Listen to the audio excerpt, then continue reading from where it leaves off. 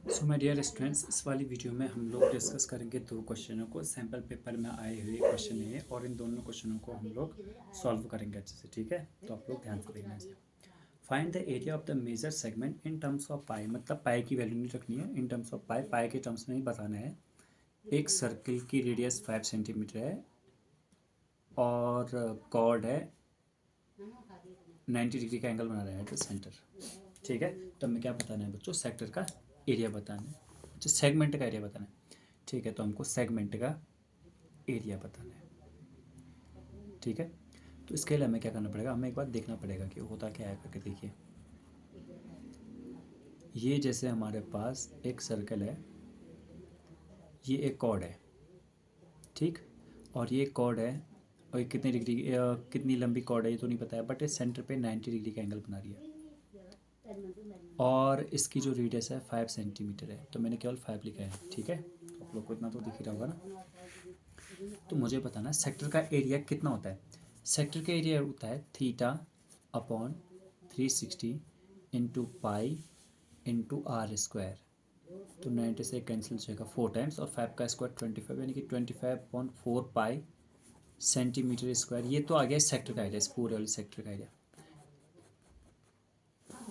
ठीक है, लेकिन उसने क्या पूछा? मेजर सेगमेंट का एरिया। अच्छा, तो सेगमेंट का एरिया पूछा तो हमें करेंगे एक बार हम यहाँ पर ना, ये जो ये वाला है ना बच्चों, ये वाला, ये वाली दूसरी पेज दिखाता हूँ ये।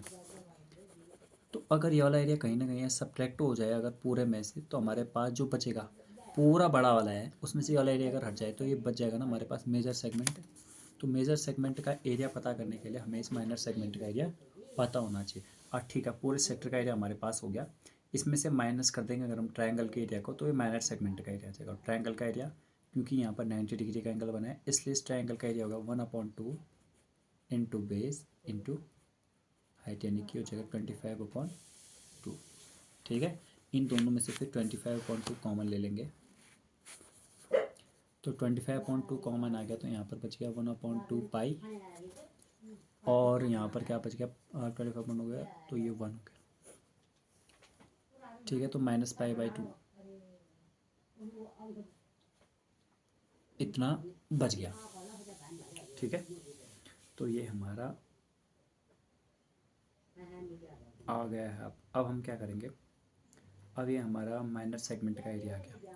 तो बड़े वाले सर्किल के एरिया में से, सर्किल का एरिया कितना होता है डियर? सर्किल का एरिया होता है pi into R square, pi R square, यानी कि 25 पाई। 25 पाई में से इतना पूरा सब्ट्रैक्ट अगर करेंगे, 25/2 1/2 पाई -1, अगर इस पूरे को सब्ट्रैक्ट करना होगा हमें, तो हम कैसे करेंगे? देखो, मैं एक काम करता हूँ, इसका अंदर मल्टीप्लाई भी करता हूँ और साथ साथ में माइनस भी कर देता हूँ। 25/1/2 बचा, यानी कि 24/4 पाई ये बचा, और माइनस है तो माइनस ही रहेगा, ये प्लस हो जाएगा। बट ये 25/2 का यहाँ भी होगा ना, तो 25/2 हो जाएगा। यहाँ से अगर हम देखेंगे तो ये तो कितना आ जाएगा हमारे पास? ये हो जाएगा ना 4/3, यानी कि 3 पाई 25/3।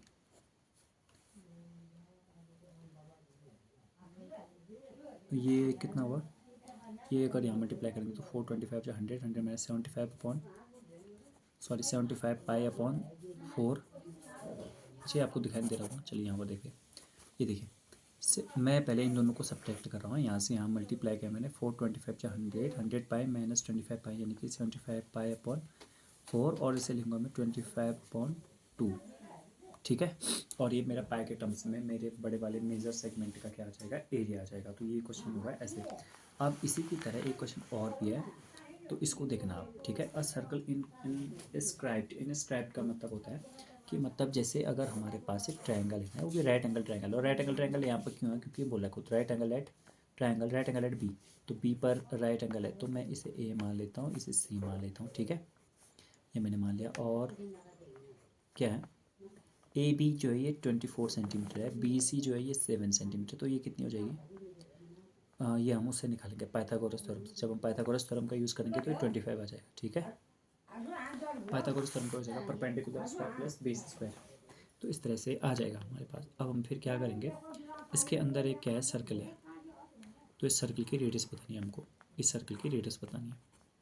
अब इस सर्कल की रेडियस कैसे बताते हैं, एक तरीका तो हमारे पास ये है कि ए प्लस बी माइनस सी अपॉन टू डायरेक्ट आ जाएगा यहाँ से।